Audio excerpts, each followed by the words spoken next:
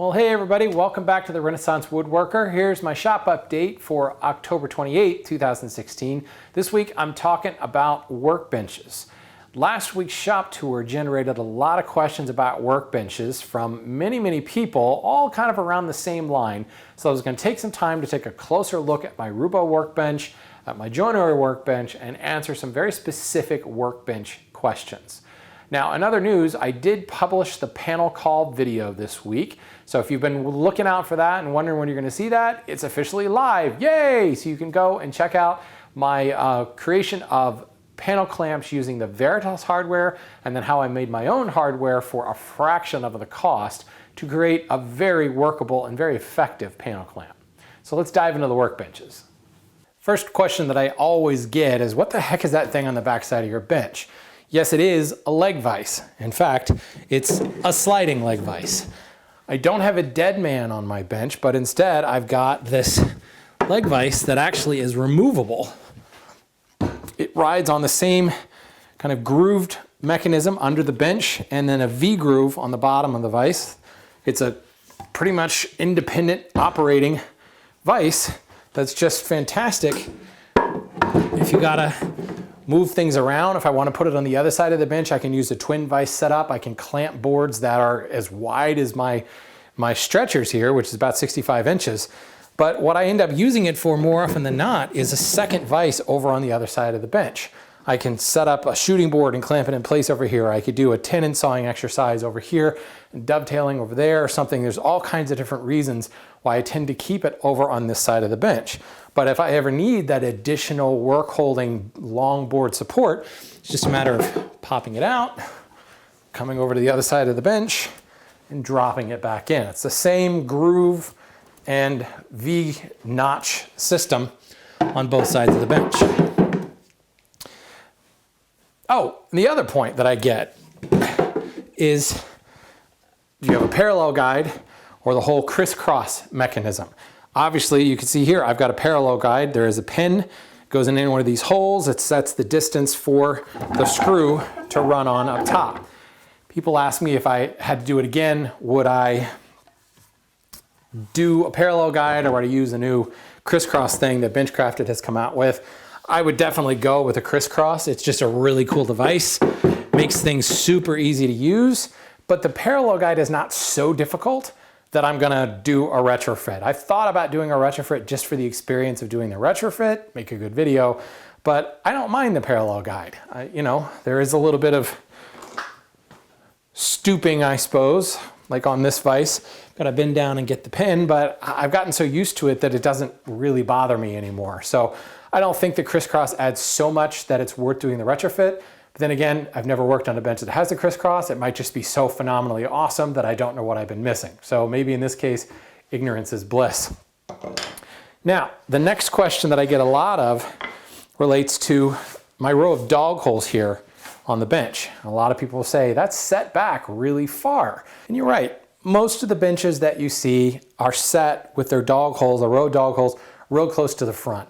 A lot of the continental workbenches, the bench top itself is not flush with the legs. In my case, when I built this bench, I wanted the row of dog holes to fall behind the legs. My legs are right here, and I didn't want to have a dog hole drop down into a captive hole or drill a contrary hole in the front to allow me to pop that dog back up.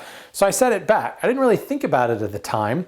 And then I started looking around and seeing a lot of different dog holes real close to the front edge.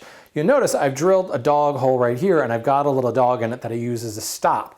The one disadvantage to having your dog hole set back so far, if you have a smaller piece and I'm clamping it in the leg vise, and say I need to reference the front edge of the bench, say I'm using a fence plane and I'm cutting a rabbet or a groove in here, if I set it in the interior, the blade, the fence, will ride on the bench top and I can't get a cut. So then I end up having to set it up on a block so that I can get the depth of cut that I want.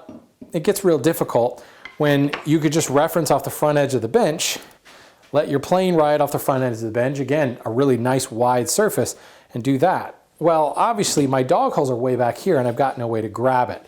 So I ended up putting another dog hole right here in the front to act as a single point stop. I can use holdfast and things like that for it. That's not really a big deal because I also have something called a sticking board that I use for moldings. And the instances of me having to run grooves and narrow pieces like this are small enough that a lot of times in a board like this, I can use my paring hook, drop it up against that fence, use a holdfast, to clamp it in place, and I'm good to go. I don't really miss having that row of dog holes. The only reason you would have a continuous row of dog holes like that is if you have them in line with a vise. And I've got an end vise down here. It's the bench crafted end vise. And if I'm clamping a board, I don't mind it being a little bit further back. I can clamp it right in line there, and it's not like it's so far away that I'm leaning over the bench. If I've got a wider board, it actually works well. If I'm holding it right up front here, I've got so much extra board that's not being supported, I can hold it right in the middle of a nice wide board and have plenty of support. But this brings me around to the final question I get a lot of is, I never see you use your end vise anymore. All right, I rarely use my end vise anymore. I have gone almost entirely viceless when it comes to milling. I've got a planing stop down here. It's just a thin board. It's about a little bit more than 1/8 of an inch thick. I've got 2 oak dogs in it and 2 dog holes. Drops down in there and acts as the only stop that I need, and I can do any of the planing that I need to do right up against that stop. The beauty of this is I can constantly pick up the board, check my lines, see how I'm doing, hold it up against the light, check if I'm square, and I'm not having to undo a vise every single pass, every time I want to pull it up, and I find that that actually leads to more mistakes. If you're taking more planing passes without checking the status of your board, running a straight edge against it, running a square against it, you can put in tapers and all kinds of stuff that you don't really mean to do. But if you're constantly checking it after every pass, and it's so easy to do when there's no leg vise like that, it's a piece of cake. For that matter, if I have to do any kind of across the grain work, which I frankly rarely do anymore, that's a topic for another conversation. It's just a matter of creating another stop like this that would ride in these dog holes or some custom drilled dog holes, and the piece can ride right up against that and you can traverse against it. Or you can use holdfasts and battens and things like that. Ultimately, the less you secure your work when you're planing it, the faster you're going to plane and the more accurate work's going to be.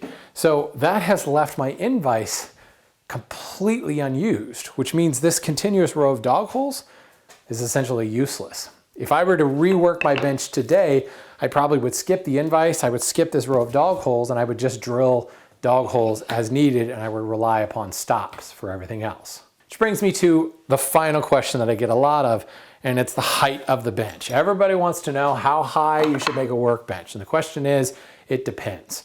This is a dedicated planing bench for me. I like it about palm height, which for me is 33 inches. It's absolutely perfect for the planing work that I do, both with metal planes and with wooden planes. If I have some more delicate work, like joinery or something like that, sometimes I'll sit down, but I also have a joinery bench that's just off camera that is set at elbow height, 45 inches high for me. That's perfect for dovetailing, for carving, for even laying out joinery. If I want to do any kind of chopping of mortises or boring of holes, this height is absolutely perfect. In fact, sometimes I go down on my saw bench for boring of holes or chopping of mortises because I want to get up over top of the work and get a little bit more leverage. So it's a balance. There are certain things where this bench, this 33-inch height, is too low and you end up stooping a lot. And that's why things like Moxon vices and bench-on-bench apparatus or joinery benches have come into being. There's just no way, unless you get a adjustable bench like the Nodin Adjust-A-Bench, where you can constantly move it up and down. And frankly, I just think that would be more hassle than it's worth to be constantly moving things around. So That is my bench height. I like it. I've been using it for about 8 years. It's the absolutely perfect height for me for all the planing that I do. So I'm sure that's just the tip of the iceberg on workbench questions. That's just some of the ones that came up from 4 or 5 people in the last week. If you have other workbench questions, drop them in the comments below, shoot me an email. I'll be happy to address them. So that's all for me this week, folks. We'll talk to you next week.